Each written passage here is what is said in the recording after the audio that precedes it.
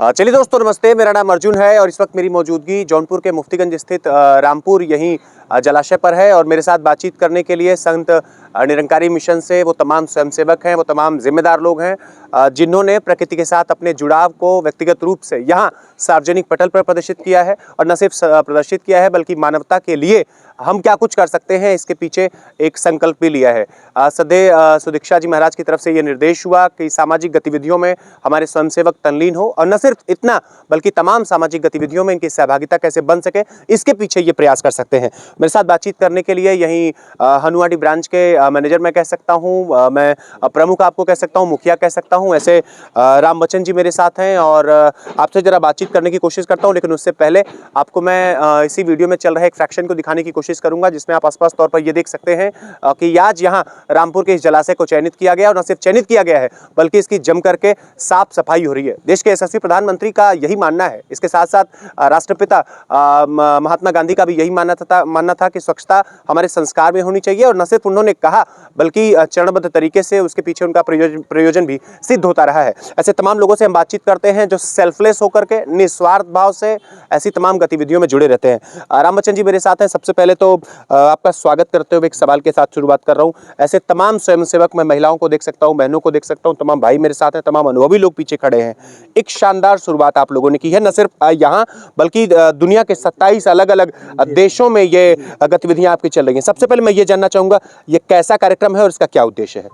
इसका उद्देश्य ये है कि आज हमारे संसार में जो महामारियां फैली हुई हैं, और ऐसी भयंकर महामारियां फैली हुई हैं कि जिसका कि हमारे विज्ञान के पास भी उसका कोई हल नहीं निकल पा रहा है। वैज्ञानिक भी परेशान हैं और डॉक्टर भी परेशान हैं कि आखिर इतनी भयंकर बीमारियां हो कैसे रही हैं और इसका मूल कारण क्या है और इसका निजात क्या होगा। तो हमारे सद्गुरु ने हमें ये बताया कि इन महामारियों का दो कारण है कि जो हमारी प्रकृति जो है वह प्रदूषित हो चुकी है और हमारा मन भी प्रदूषित हो चुका है। तो जो हमारी प्रकृति का प्रदूषण है, जो बाहर का प्रदूषण है, उसका असर तो कम है, लेकिन जो अंदर का प्रदूषण है, जो मानसिक प्रदूषण है, जिनकी सोचें गलत हैं, मानसिक स्तर पे जो निंदा, नफरत, घृणा, यानी जातिगत, धर्मगत, भाषागत, प्रांतगत तमाम चीज़ों को लेकर के जो एक दूसरे को नीचा दिखाने की भावनाएं जो लोगों के हृदय में धंसी हुई हैं, जाति और बिरादरी के आधार पर, संप्रदाय के आधार पर, ईश्वर की आस्था और विश्वास के आधार पर, ये जो अंदर की घृणा है, मन की जो घृणा है, यह प्रकट होकर के बाहर प्रकृति को प्रदूषित कर रही है, जिससे हमारा जल प्रदूषित हो रहा है और जल को ही जीवन कहा गया है।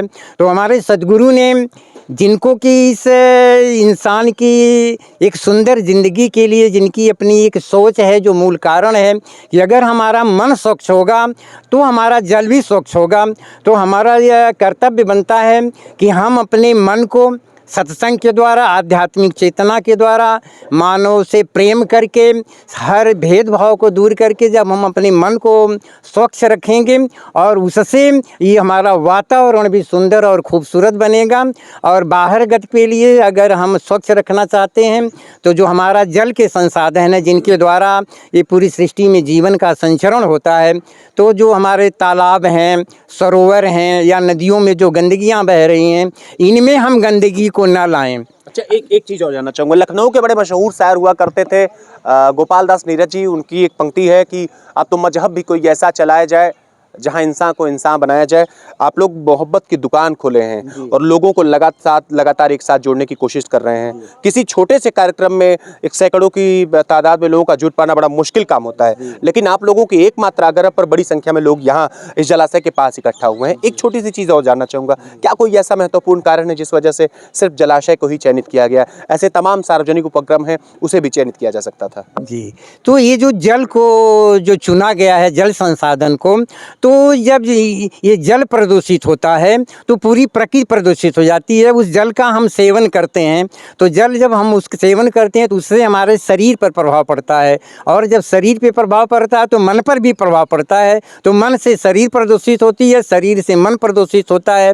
और इसका मूल कारण जो है, जो जल में गंदगी है, हम जो उनकी साफ़ सफाई नहीं कर पा रहे हैं, चाहे वो हमारे जलाशय हों, चाहे हमारे सरोवर हों, चाहे नदियाँ हों, तो इसलिए जल को चुना गया है।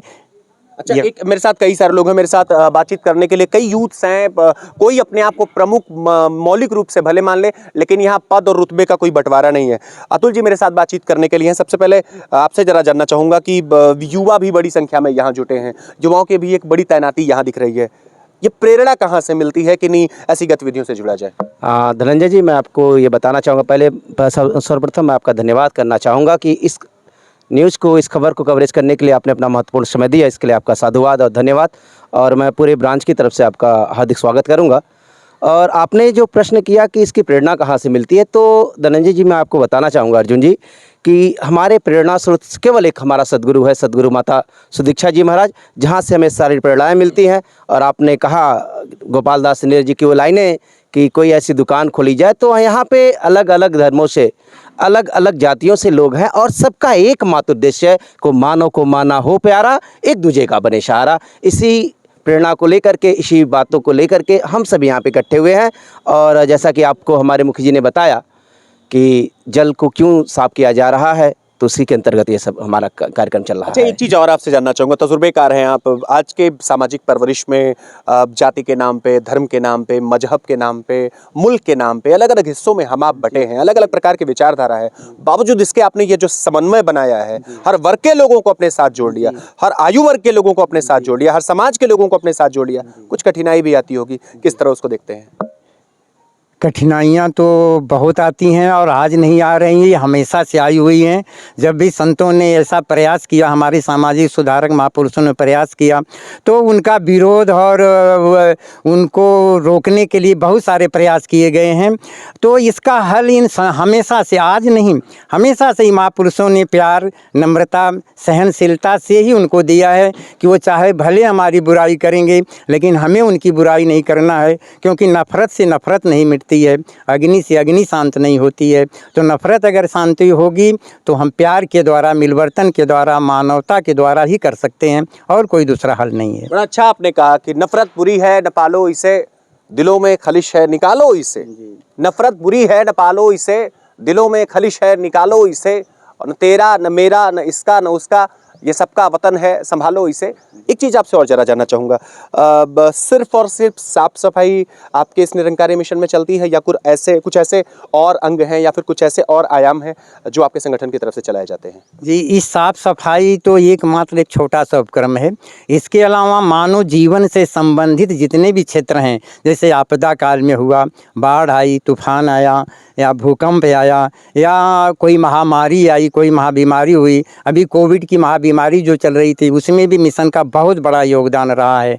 और अगर कहीं कोई ऐसे प्रोग्राम होते हैं, जैसे तीर्थ स्थानों पर जब होते हैं, तो वहाँ भी ये मिशन अपना पूरा का पूरा योगदान देता है।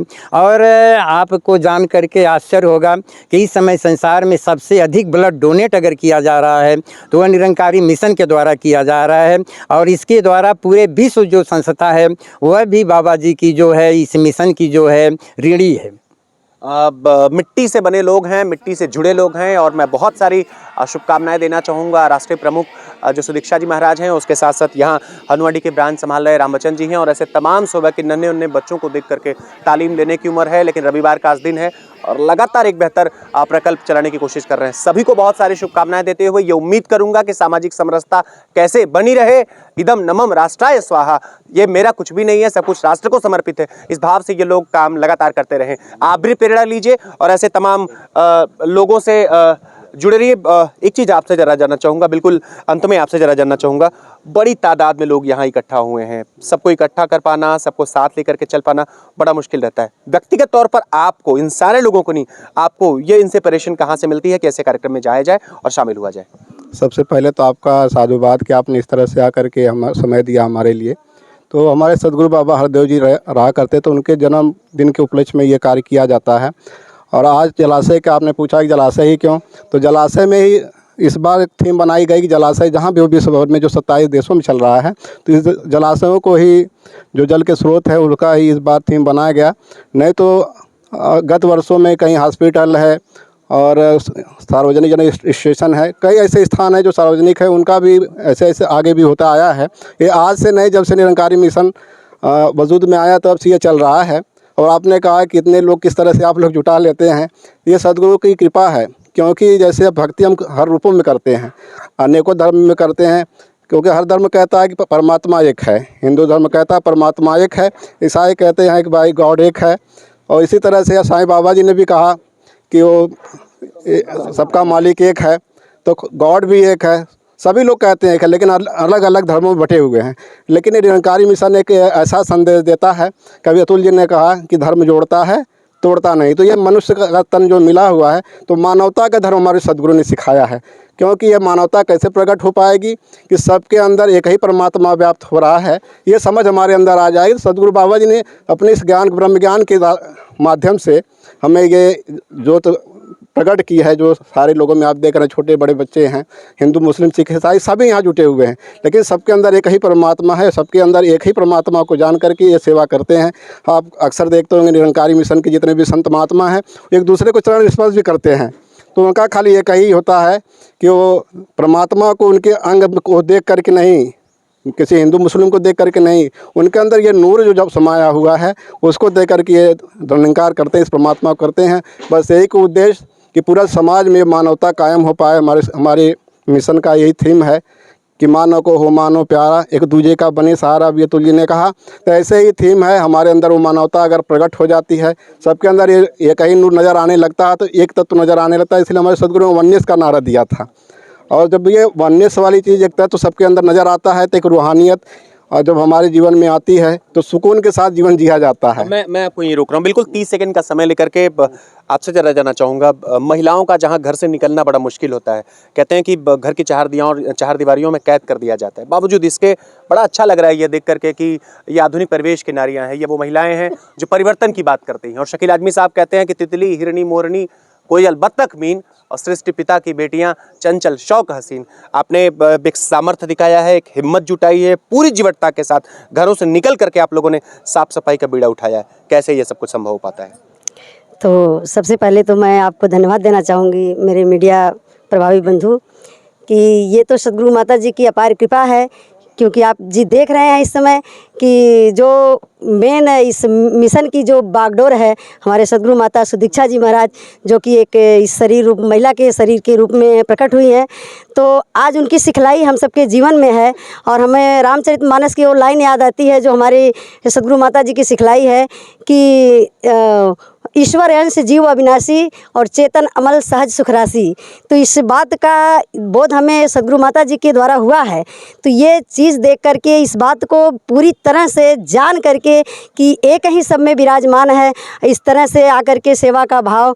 और फिर हमारी निरंकारी साहित्य का वो लाइन है अवतार सिंह जी महाराज की, जो हमारे पूर्व सदगुरु सबसे पहले थे वो, तो उनकी ये लाइन है कि एक नूर है सब जग अंदर, नर हो चाहे नारी हो, ब्राह्मण क्षत्रिय वैश्य हरिजन, एक दी खलकत सारी है। माने सब में ये परमात्मा विराजमान है। ऐसी दृष्टि, दिव्य दृष्टि सदगुरु माता जी ने हमें बख्शी है, जिसके कारण हमारे अंदर बस वही प्रेम, नम्रता, सहनशीलता, सद्भाव का जो गुण है वो उन्होंने बख्शिश किया है। उसको अपनाते हुए हम सब इस तरह से उनके चरणों में लग करके और यहाँ पर एकत्रित हो जाते हैं। महिलाएं इतना अच्छा बोल लेती हैं, इतना अच्छा कर लेती हैं, ये सुनना बड़ा अपने आप में बड़ा रुचिकर लगता है। लोगों को और मैं जोड़ूंगा।